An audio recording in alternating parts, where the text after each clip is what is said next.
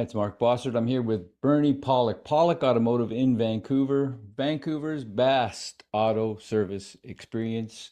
And we're talking cars. How you doing this morning, Bernie? Doing very well. So today's guest is a 2014 Sienna, Toyota Sienna van. What was going on with this vehicle?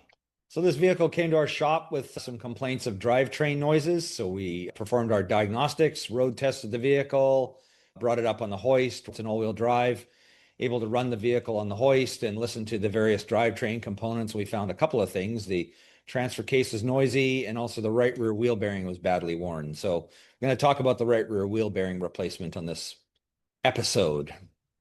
Okay, so let's jump right into the pictures. That's a pretty straightforward kind of repair, is that right?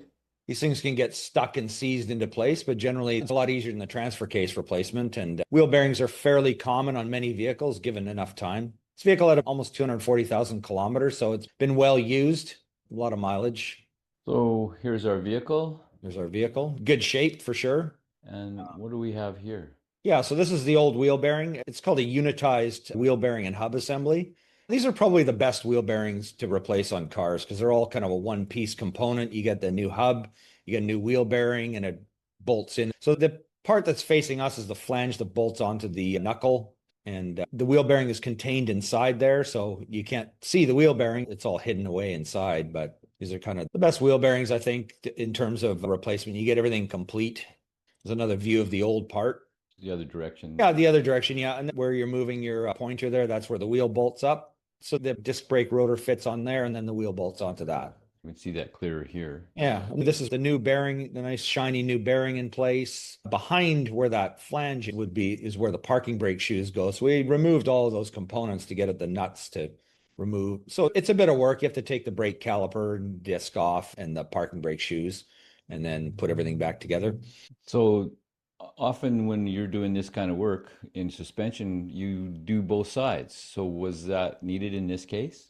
No, not for wheel bearings. Things like shocks, springs, brakes, it's important to do them because they're wear out components, but bearings are very individual wear items. We don't do two of them if it's not necessary. If they're both noisy, then we'll do them. But if they're not, the other bearing could last for another 10 years. It's like you just don't really know with wheel bearings. They're kind of hit and miss. Once they start making noise, that's when you replace them.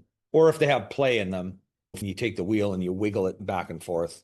If it has some play, then you would replace the bearing. But other than that, it's good to go. So once it was replaced, sound's gone, That sound was gone. Yeah, it was all good. Yeah, wheels running free, yeah, more happy motoring. exactly. That's right. So this diagnosing this as an owner, what am I listening for? What kind of sound is this going to be? Well, this tends to make a humming kind of, maybe a growl or a humming kind of sound. And the faster you start moving, the louder the noise becomes. So it's not always a wheel bearing. As I mentioned, there's a transfer case problem too. But in this case, we're just talking the wheel bearing. So a wheel bearing, it'll make a humming sound and you start off at a low speed and you might not hear it. And then once you start going faster, especially on the highway, it gets louder and louder. Is there any difference between a front wheel bearing and a rear wheel bearing? Not so much as sound is concerned, but often you'll find the sound can change on a front wheel bearing more so than a rear by where you're turning the steering wheel. For instance, sometimes if you go around a curve, the noise stops or it'll actually get worse depending on which direction you're turning. That can often indicate whether it's front or rear.